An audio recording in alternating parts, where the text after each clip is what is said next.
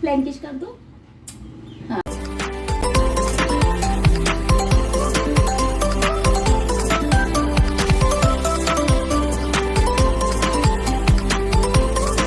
Hello everyone, welcome back to my channel. तो कैसे हैं आप सभी लोग। लेकिन इस सबसे पहले आप सभी को गणगौर की बहुत बहुत शुभकामनाएं।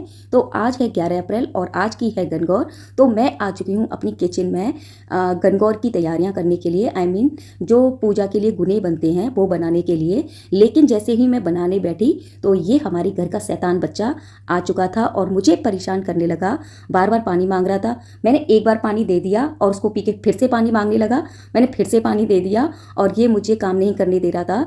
और मैंने इसे बोला आप चुपचाप से यहाँ बैठ जाओ, मुझे काम करने दो। तो थोड़ी देर तो ये चुपचाप से बैठा रहा और फिर इसको लगने लगी भूख। तो मैंने इसको दे दी एक गुजिया खाने के लिए और उसको भी खाने के बाद ये मेरे को और ज़्यादा परेशान करने लगा। तो मैंने कहा सबसे पहले तुझे छोड़ के आती हूँ। बाय बाय कर दो इनको, बाय कर बाय बाय करो, बाय बाय फ्लैंकिश कर दो।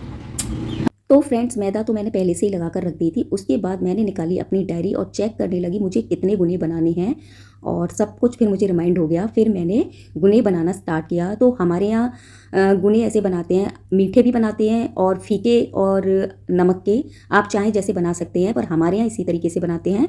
तो यहाँ पूजा में हम लोग 16 पूजा के लिए गुने बनाते हैं और 16 ही हम मनसने के लिए बनाते हैं और 8 गुने हम गोद में रखते हैं। तो इस तरीके से गुने बनाते हैं। तो मैं केवल पूजा के लिए ही बना रही हूँ क्योंकि मेरे यहाँ गुने किसी को भी पसंद नहीं है, कोई भी नहीं खाता है। तो यहाँ मैं गुने बनाने की तैयारी कर रही हूँ।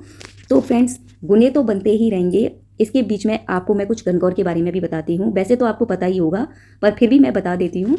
तो फ्रेंड्स, मैं आपको बताऊंगी गणगौर पूजा में गुने का क्या महत्व है।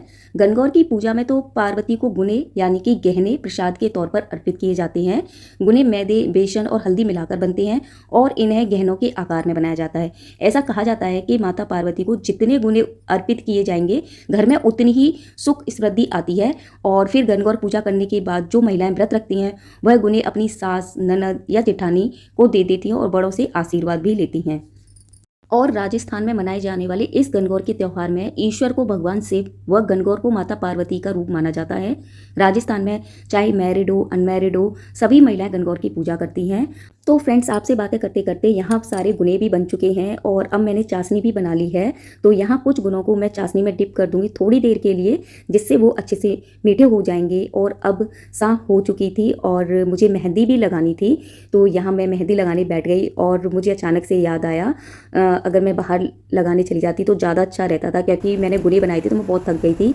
तो ज़्यादा अच्छे से मेरा हाथ काम नहीं कर रहा था। मेहंदी का कोन था जो मुझे अच्छे से प्रेस नहीं हो रहा था। तो जैसी भी थी मैंने लगा ली, बट मैंने फ्रंट पर नहीं लगाई थी, ओनली सिंपल एक सर्कल बनाया था। तो फ्रेंड्स, सुबह हो चुकी है और ये ऐसा आया है मेरा मेहंदी का कलर। और अब मैं खाने वाने से सबसे फ्री होकर के तैयार होने जा रही हूँ पूजा के लिए।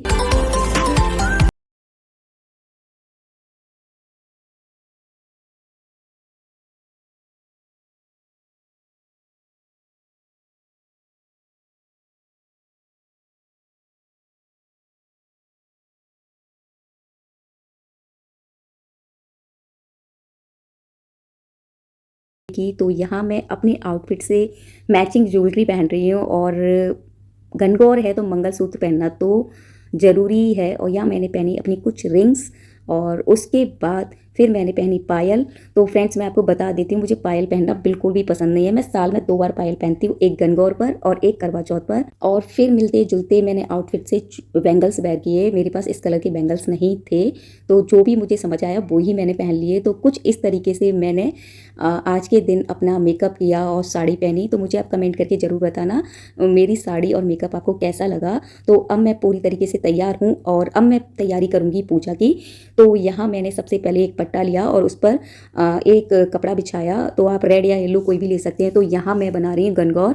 तो मेरी शादी जब से हुई है मैंने तो यहाँ पर मिट्टी से ही तुरंत मतलब उसी समय हम गणगौर बनाते हैं और उन्हें कपड़े पहनाते हैं और ऐसे पूजा करते हैं। लेकिन मैंने देखा है राजस्थान की तरफ बने हुए गणगौर आते हैं जो कि काफ़ी मतलब प्रिटी लगते हैं। तो मेरा भी मन आया था मैं भी कुछ ऐसा ले लूँ। फिर मैंने सोचा पता नहीं हमारे यहाँ शुरू से ऐसे ही किया है तो हम उसी के साथ मैं करना चाहूँगी। तो उसी के साथ मैंने जैसे हमारे घर में होते हुए आए वैसे ही किया। तो यहाँ गोद में मैंने गुने ले लिए हैं पूजा करने से पहले और जो हमारी गणगौर थी उनको भी मैंने गुने चढ़ा दिए हैं और अब मैं कर रही हूँ पूजा।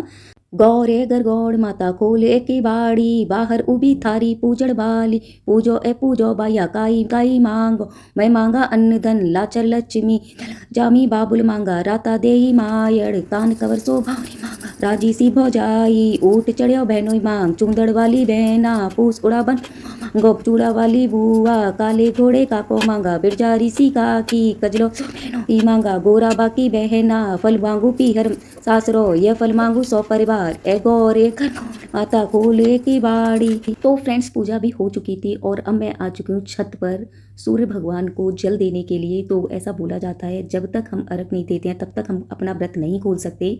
तो यहाँ सबसे पहले मैंने सूर्य देव को जल अर्पित किया और उनको प्रणाम किया और उसके बाद मैं नीचे आ गई और पहले मैंने जल ग्रहण किया। उसके बाद मैंने जो गोद में गोने लिए थे वो खाए और अब मैं खाना खाने बैठी हूँ।